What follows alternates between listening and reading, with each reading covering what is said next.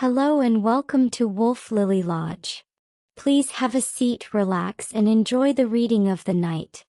I'm Lycania Moonclaw, your hostess for the evening. Today I'll be reading Phoebe's character files from Wuthering Waves. Basic information. Phoebe, acolyte of the Order of the Deep, is a young woman of quiet devotion. With a kind heart, she fulfills her duties with unwavering diligence. Her prayers, like the light she carries, offer comfort and peace to all. Forte Examination Report. Excerpt of Letter of Recommendation from the Order Orphanage. The moment I saw the glowing tacit mark on her upper left thigh, I knew immediately that this was a blessing from Imperator. Her resonance ability allowed her to manifest light, refracting it into various forms of prisms. Even on the darkest nights, when the storm has snuffed out all other light, she fills every room with a soft, radiant glow. A light so comforting it conveys the very essence of hope in the darkest of times.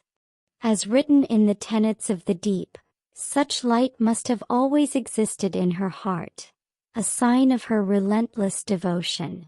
Note: this record has been transferred from the orphanage to the Order of the Deep's archives. We have reason to believe that Acolyte Initiate Phoebe's unparalleled resonance ability stems from her unwavering faith in the divinity. This is demonstrated by the rapport between her and the echoes, a connection that has reinforced the trust some of our faithful have in her. Her active involvement in charitable works has already earned her recognition. Therefore we have voted unanimously to grant her the title of Acolyte after her novitiate. However, some within the Order believe that her closeness with the Echoes violates the Order's doctrines. The blessings of the divine envoys are to be shared equitably, as the Sentinels' love for their people is impartial and untainted by favoritism. Being too close to the divine envoys could lead to unforeseen risks. For this reason, we do not recommend her appointment to the Servitude Hall, and believe it would be most prudent to transfer her to the Ministry of Holy Rituals instead. Overclock Diagnostic Report. Order of the Deep Ministry of Holy Rituals Records. Resonator Phoebe's waveform graph displays elliptical fluctuations. The time domain pattern is stable and no signs of abnormal fluctuations are observed. The test results fall within the normal phase range. Resonant criticality, relatively high. Resonator Phoebe's frequency displays high stability with a low risk of overclocking. Acolyte Phoebe has always strictly adhered to the teachings of silence and self-restraint, making her stability unmatched among her peers.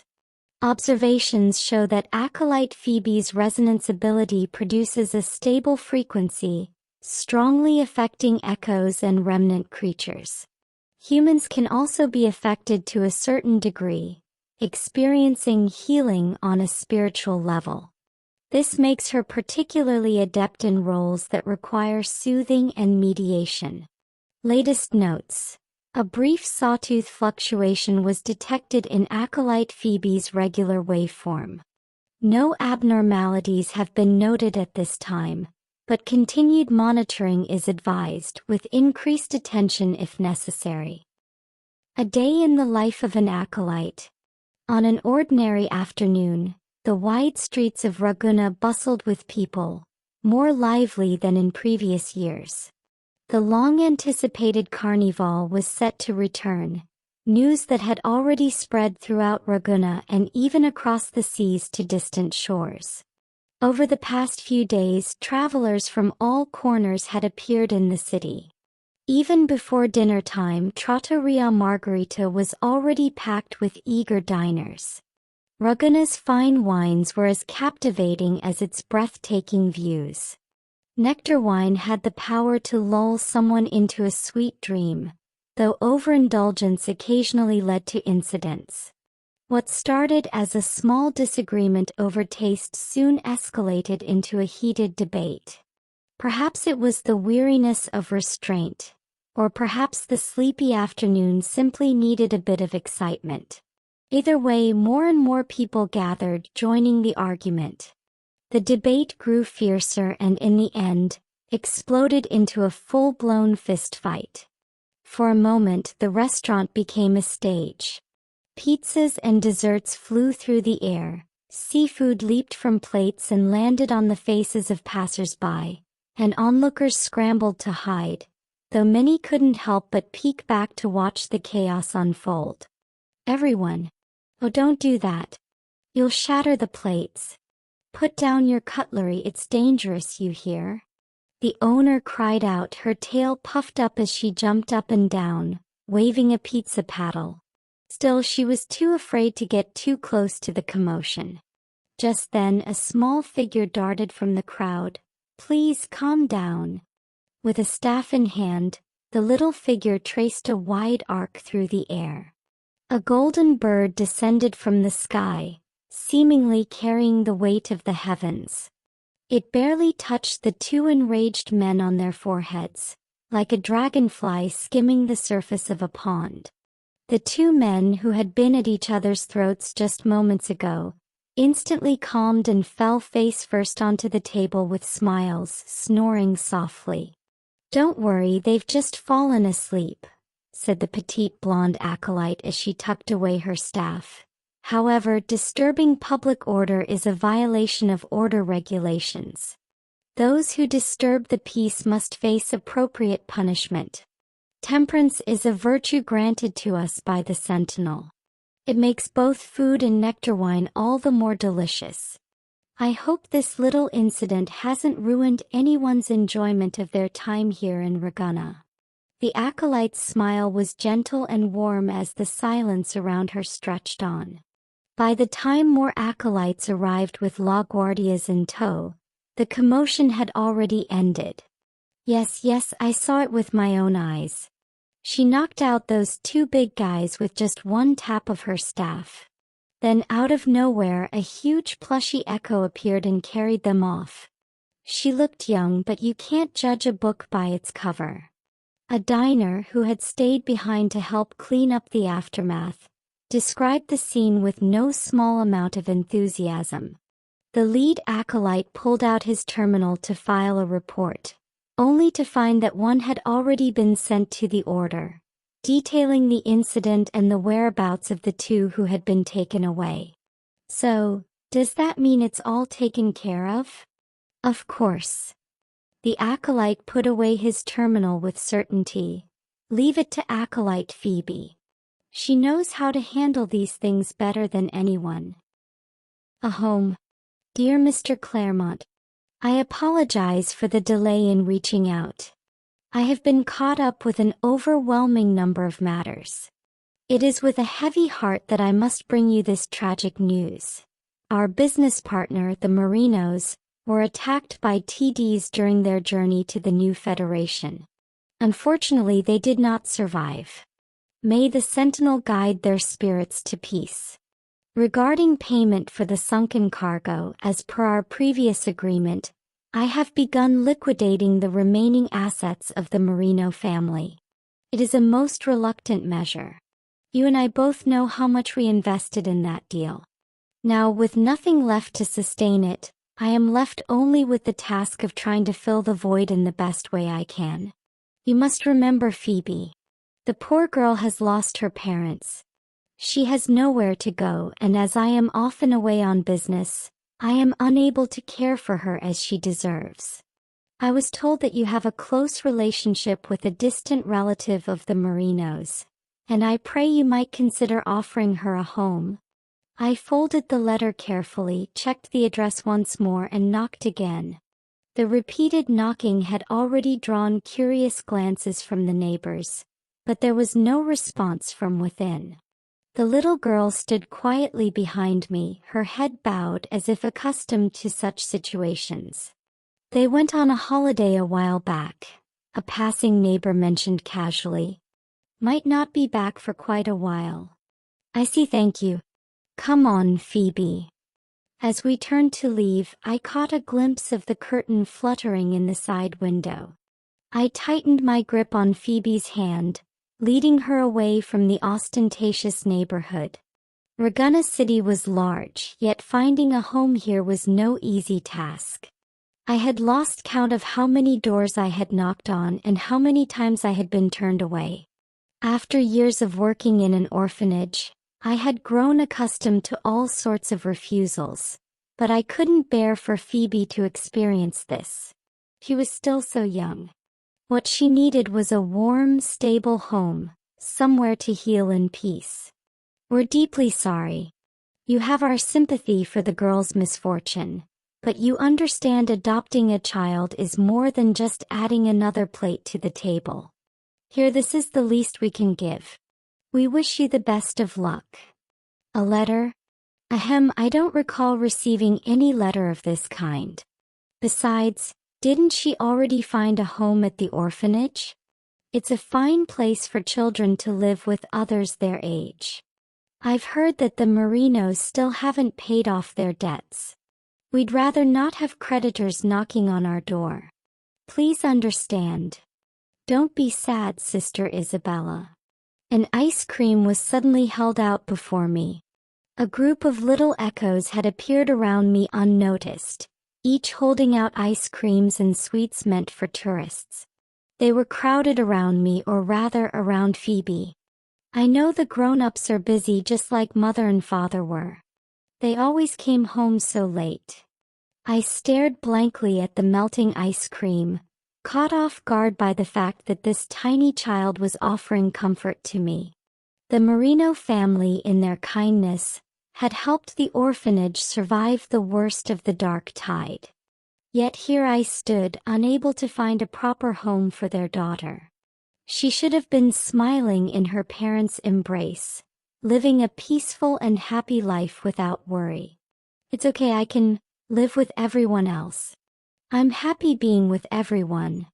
When I remained silent for a long while, the young girl looked up at me and gave me a quiet, almost soothing smile.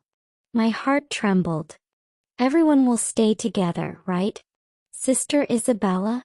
The acolytes tell us the sentinel is always with us, keeping us together so we will never be apart. She recited the words with such certainty. In the end, I could only swallow the lump in my throat, hold back my tears, and pull her close. All right, then let's go back. Let's go back home. Countless nights. The storm in the dead of night seemed as if it would drain every last drop of water in Raguna. Lightning flashed across the sky, casting webbed shadows upon a young girl curled up in her blanket. Phoebe couldn't fall asleep. Every time she closed her eyes, she saw the churning, furious sea. Their lone ship would never return home, and she was sinking with it. On nights like this, her father used to slip a locket with the sentinel's portrait under her pillow, telling her that the divinity would guide her through the storms in her dreams to a safe harbor. Her mother would place a bouquet of daisies by her bedside and tell her bedtime stories. She would say that the sentinel sends divine envoys to protect brave and kind children like her. But now the acolytes would simply pat her head and tell her that she was like any other child. Every Renacetan had to endure suffering before they could receive the sentinel's forgiveness in the end. Once, when she peered over an acolyte's shoulder, Phoebe caught sight of the magnificent statue of the sentinel for the first time. The sight of the immense, sinuous fishtail gave her a moment of panic, but the acolyte's gentle hand on her shoulder and the soft, steadying prayer helped calm her trembling heart. She was led into a warm, brightly lit room. The acolytes treated her kindly, but she knew they probably preferred children who didn't bring trouble with them. Phoebe tried to remember the lullaby her mother used to sing, willing its melody to echo in her mind to drown out the howling storm outside. But still the relentless thunder and rain dragged her back to that dark night. She had snuck aboard a merchant ship, peering through the porthole of the cargo hold to watch the distant horizon. When her parents returned, their sails would appear from that direction. She didn't want to wait for them anymore. This time she was going to be brave and find them herself. But the sea wasn't as gentle as her mother described in her stories. She began to hear hurried footsteps on the deck, the noise growing frantic until screams pierced the air as the ship was tossed violently in the storm's grip. The vessel began to sink.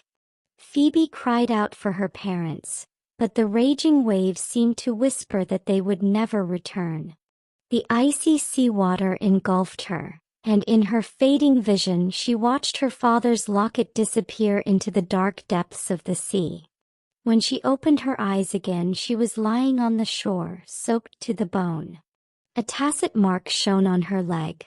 The acolytes who found her said no one could survive such a perilous sea, let alone a little girl. They believed it was a blessing from the sentinel. But Phoebe faintly remembered that something had saved her. A presence so gentle like a soft breeze had lifted her to the surface and laid her gently on the shore, telling her, "Do not be afraid. I am here." Something pulled Phoebe from her dream. She felt the bed shift slightly, as though something soft and plush had nestled up beside her. It carried the dampness of the rain and the scent of daisies. Then Phoebe saw a pair of button eyes and soft, floppy ears. It was the stray echo she had met in Whisperwind Haven earlier that day. She had untangled the kite string trapping it, naming it Brenno. Later, Brenno introduced Phoebe to many of its friends, took her cloud watching on the hillsides, wiped away her tears, and even made her a wreath of pretty flowers. "Don't be sad, Phoebe." The plushie's body felt warm and soft. In the haze of sleep, Phoebe felt a faint, familiar presence. Felt like the wind. She buried her face into the plushie's soft fur and slowly drifted back into a peaceful slumber. But morning came. As Phoebe woke up, she felt a lingering dampness at the corner of her eye. By the sentinel's grace, another day to rise and shine. She leaped out of bed and quickly smoothed the bed sheets. The small bed that had been a part of her childhood still looked as familiar as ever. Phoebe gave her cheeks a few quick pats to shake off the morning drowsiness before diving straight into the day's tasks.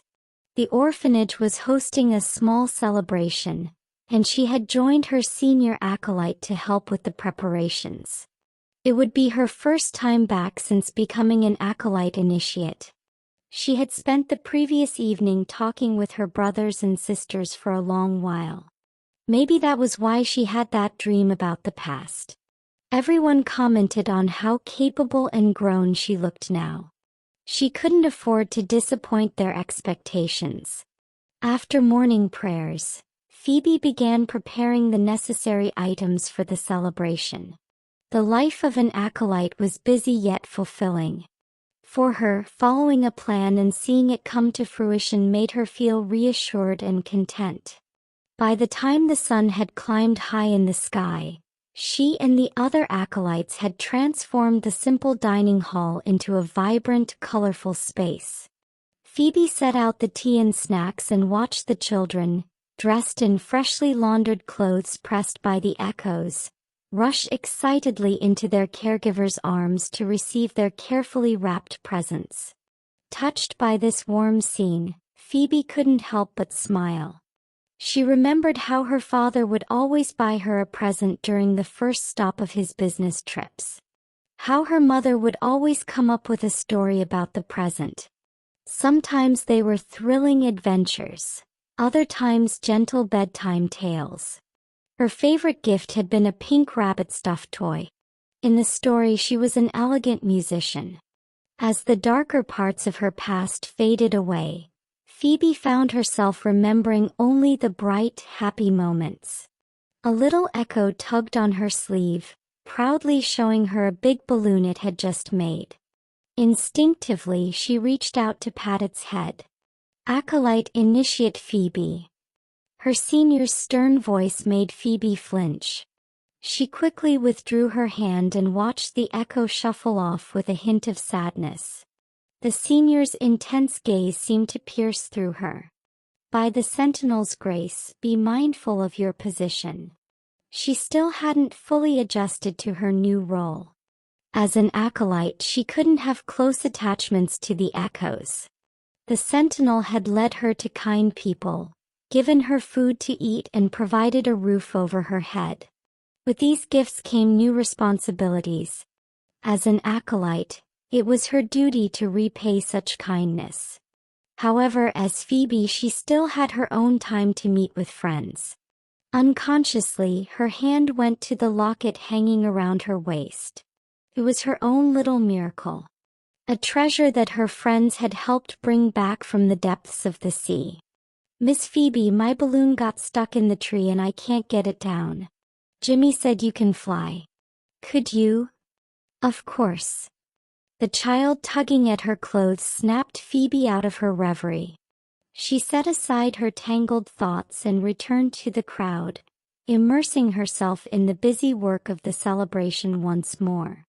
As the sun began to dip lower in the sky, the evening colors slowly spread across the horizon. The day's work was done, the crowd had dispersed, and everything fell into peaceful quiet. Phoebe sat on a bench, closing her eyes and letting the soft sea breeze wash over her. Time seemed to slow. Her small figure appeared lonely against the setting sun. Her senior came looking for her, but noticing her shallow breathing realized that she had already fallen asleep. As the girl slept soundly on the bench, quiet little echoes crept up from the sides and huddled close to her side. The older acolyte sighed softly, turning away to leave her be. "This time, I'll pretend I didn't see it." Within distant brilliance, Phoebe still had faint memories of the last carnival she had attended. Sitting on her father's shoulders, she watched wingeries soar overhead as bright streamers and petals fell like rain, the air filled with deafening cries. But those childhood memories were too hazy to hold on to. Now, whenever she thought of the carnival, all that came to mind was a soft glow and distant echoes. Yet she still remembered the expressions on her parents' faces. Their laughter had come from the heart. Memories that once caused her pain now glimmered deep within her. Scenes that had once lived only in her dreams now unfolded before her eyes. She stood among the crowd, watching the dark-haired hero bathed in light as a golden wreath slowly descended, settling atop their head. Her heart skipped a beat. Amidst the cheers, her gaze uncontrollably followed the golden light wherever it went. "It's the laureate. Praise Imperator. The Sentinel has sent us a miracle." Her vision blurred amid the tearful cries of joy. Who wouldn't be moved by such a dazzling sight? Even the divinity had bestowed a miracle for such a moment. At that instant, Phoebe couldn't help but wonder, how could the Sentinel be angered by the people celebrating the carnival? Surely the Sentinel loved the carnival and the joy of the people. The faint shadow that had loomed her heart since returning from the atrium of reflections resurfaced, only to be momentarily washed away by the singing and laughter. But this time, Phoebe clung to that fleeting trace of doubt. The things she had noticed but had pushed aside. The questions that had risen, but which she had instinctively avoided confronting. Phoebe blinked hard, wiping away the tears at the corners of her eyes. She turned her gaze once again toward the figure surrounded by the crowd. She had an inkling that they might hold the answers to clear her confusion. And one day she would seek out the truth behind that doubt. Frozen in time. A locket Phoebe carries with her, repurposed from an old pocket watch. Inside is a family portrait. It was lost to the depths of the sea during a shipwreck, but thanks to the tireless search of her kind friends, it was eventually returned to her. In the fleeting waves of time, in the beautiful spray of the sea, and in the light, there are words I want to tell you over and over again. An envoy. A handcrafted souvenir from a land across the sea was the only item Phoebe kept when her family's possessions were sold off. In the bedtime stories she once believed would never end, there was a bird with blue wings, the envoy of the divinity. It had the power to cross through storms and bring happiness to the little girl who endured loneliness each night as she drifted to sleep. A vision far away. An old, faded edition of the Codex of the Deep, hand-bound by a loving and devout mother. A proper, dutiful acolyte should be well-versed in the contents of the Codex, holding the Sentinel's guidance close to heart. Phoebe always adhered to the teachings in her heart, though if truth be told, she preferred the color of the sky to that of the sea. The Codex says that suffering brings us closer to the divinity. But I still hope for a peaceful and happy life for you, my child. These are all the character files for Phoebe I have for you today. Please have a nice day and remember, you're always welcome at Wolf Lily Lodge.